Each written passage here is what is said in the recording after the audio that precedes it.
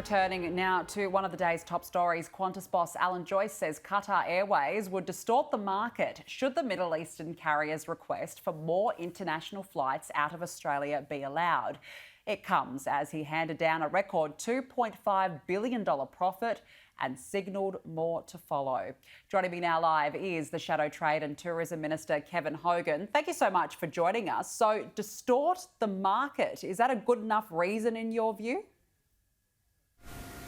Of course it's not, Danica, and look what this shows. Of course Qantas, and I don't blame Qantas, they don't want more competition. I mean, if Qatar got these extra flights into and out of Australia as they requested, that would mean more competition, it would mean lower prices for consumers, and it would be good for our economy.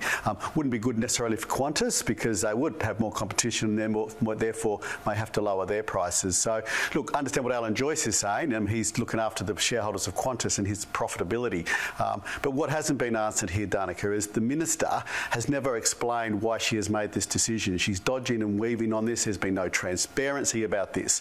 And not only is it not good for foreign tourists or people leaving Australia or coming into Australia, Danica, it's not good for our exporters. The bellies of those planes are often filled with produce that we're selling out and exporting to other countries. We need those to be at lower prices as well. So very cosy relationship between Albanese and Qantas at the moment. And look, I don't think this decision was good for consumers and people flying in and out of Australia.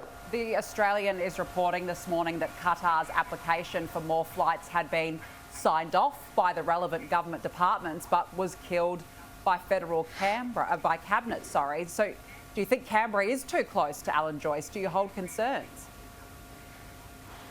Look, I think that Albanese and Alan Joyce have a very cosy relationship, and if that report's right, the Minister has gone against the advice of her department and hasn't explained it. I mean, that isn't good for the consumers in Australia, it isn't good for exporters in Australia, it isn't good for competition for our country, that we can get, as I said, goods out of our country cheaply, or that people can fly out of our country with competitive pricing or more competitive pricing. So very cosy relationship between the Albanese Labor government and Qantas, to the detriment of the Australian consumer.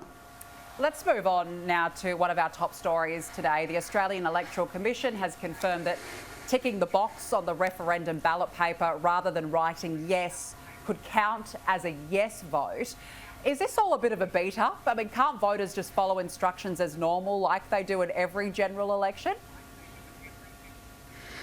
Well, look, I think it's a bit unfair, Danica. I mean, yes counts, no counts, a tick counts, a cross doesn't. I mean, I think intuitively we know that that isn't as fair as it could be, so I think it's good that the Electoral Commission's been asked to look at that.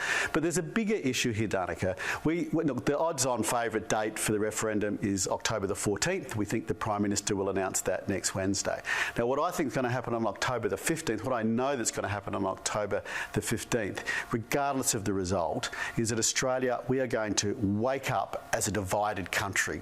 And I think that is a really sad thing, and the blame for that lies completely at the Prime Minister's feet. He's put up an ill-worded and ill-conceived referendum.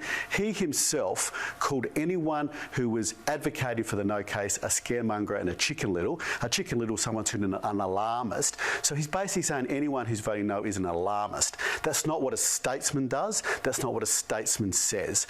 And the Prime Minister, regardless of the result of this referendum, is going to have a country divided on October the 15th, and it lays squarely at his feet, and that is really sad for our country. Just quickly, if a tick counts as a yes vote, should a cross count as a no vote? Oh, I think so. I think intuitively we write yes or we write no. If someone does a tick, they're thinking yes, and if someone does a cross, I think they're thinking no for a yes or a no case. So look, I think the AEC should certainly look at that.